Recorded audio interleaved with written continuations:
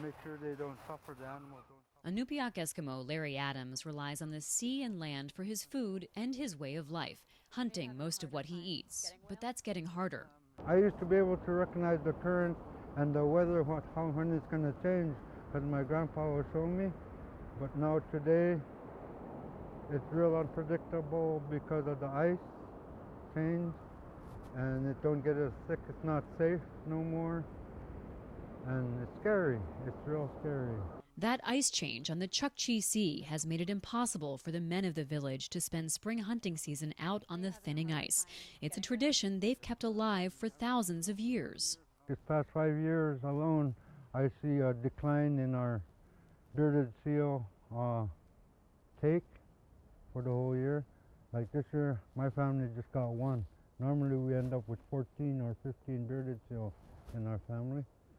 Alaska may be the last frontier, but its Arctic coast is the front line of climate change. It's just melting like butter on a really warm day. University of Alaska Anchorage engineering professor Tom Ravens measures Alaska's coastline and says Kivalina's land is rapidly eroding as seawater warms and dissolves the partially frozen earth, called permafrost. Historically, in the fall, there would be lots of sea ice present along the coast.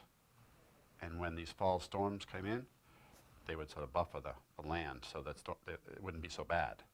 But now the ice forms much, much later.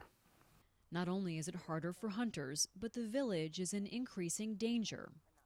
There's no safe place to go, right? In western Alaska, those villages are not connected by a road system, so evacuations are not possible when storms come in outside of their communities. As Kivalina's tribal council chief, Millie Hawley has to help figure out what to do.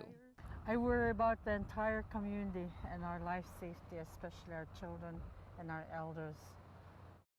400 people live here, more than a third of them school children, and some of the 85 houses are in danger of falling into the sea. So they could lose their stability under their house. Yes, they can. If you look at the whole village, there's really no place to relocate this home. The Army Corps of Engineers estimates Kivalina has about a decade until it's uninhabitable.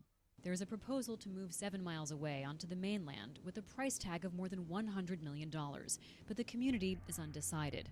Moving is a daunting and sad prospect. This place identifies us as a people. So if you move, then we lose our identity. We lose who we are. Larry Adams says he can't imagine moving, even a few miles away, farther from the Chukchi Sea. I'll help them move, but I'm not gonna leave.